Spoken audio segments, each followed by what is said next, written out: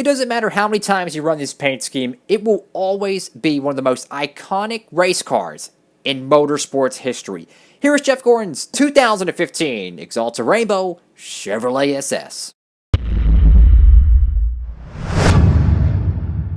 Howdy folks, it's Diecastbuffet here again, back with the incredible looking Jeff Gordon 2015 AXALTA Chevrolet. And I tell you what, man, this paint scheme looks just like a Darlington throwback. But it is not. This car is not a Darlington throwback, even though it was in the Darlington throwback era. Believe it or not, this car was actually ran at the 2015 Bristol Night Race. Yes. This car, I'm telling you, man, seeing this thing on the racetrack was just absolutely amazing. You know, it's nostalgic. It's beautiful. This is not a throwback paint scheme. It's the AXALTA Rainbow Chevrolet. Obviously, there's no Darlington contingencies or any of that good jazz. I tell you what, man, William Byron can make this his primary paint scheme, and I would be totally okay with it. I'm going to be honest with you. I would be totally okay with it. And without further ado, let's go and get this 2015 Jeff Gordon AXALTA Rainbow Chevrolet SS out of the box.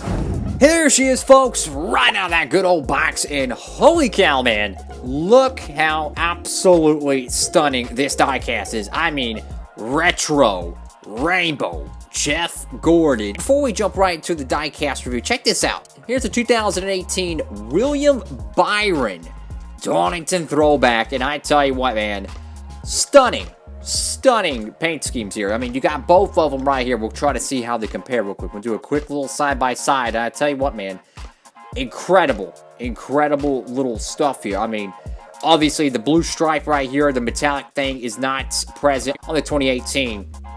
The rainbows are a little bit thicker on the Camaro, but this is the 2018. This is the 2015. The paint scheme, it's still absolutely iconic. I mean, it really doesn't matter, you know, what era it might be in. I will say, though, the numbers are so much better on the 2015. I mean, they didn't even get the correct, font on the roof, in my opinion. You know, absolutely, the 2015 Jeff Gordon was the real deal. I mean, the roof, because when they did the Jeff Gordon cars, the door numbers had a little bit of a longer number, but on the roof, they were a little bit more condensed. Obviously, that's not present with the 2018. They're basically the same thing. It looks all goofy. So go here to the hood. You got AXALTA right there with the beautiful metallic blue, green, yellow. And these ain't metallic, but the blue one is. And, of course, that day glow orange red. It's weird. Sometimes when you see Jeff Gordon's car, you see red. But, however, sometimes you see orange. It's quite interesting. I always looked at it as the red-orange, but I've seen, like, in some photos and whatnot, it looks like it's got red front and back. It's just a beautiful shade of color. Going over here to the nose of the car, of course, you got Chevrolet SS with the 24 right there. Got the Hendrick Motorsports logo. Got the beautiful Dayglow splitter there with a little bit of a yellow ribbon right there above the hood. And I just something about that, man. Just something about that stunning looking paint job here. I mean, you could put this on any vehicle in motorsports, and I think everyone knows who freaking drove it, right? They know it's a freaking Jeff Gordon tribute car, because, I mean, this is one of the most iconic paint schemes in NASCAR history. I mean, it truly is, you know. Something about the 2015 one's a little bit more complete.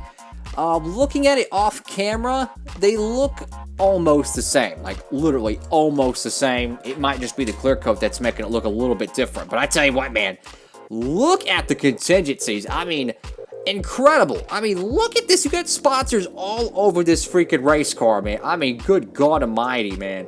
Wow.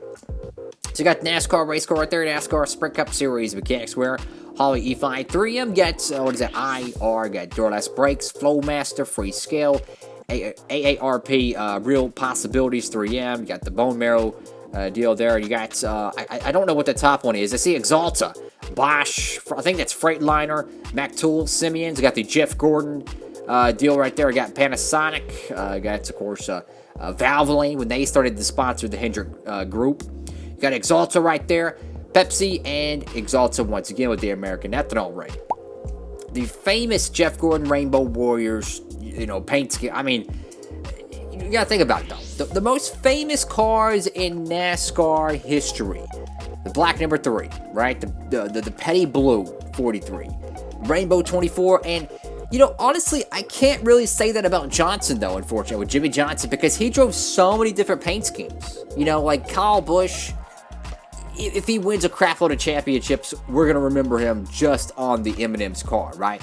Jimmy Johnson being a 7-time champion, he won a championship in virtually a different paint scheme just about every year. So, to me, it'll always be the Lowe's 48. There's no just distinct paint scheme, even though my favorite one is the 2002 car. The 2002, 2003 cars, oh my god, man, I love those freaking diecast, and I love those race cars.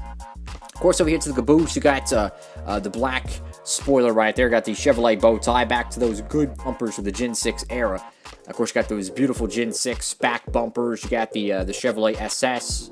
You got the Valvoline. You got the 24 right there. The background of the 24 is a little bit, I don't know, it looks a little bit different compared to the door numbers, but that's okay. You got Asbury Automotive Group. Never seen that before, I don't think.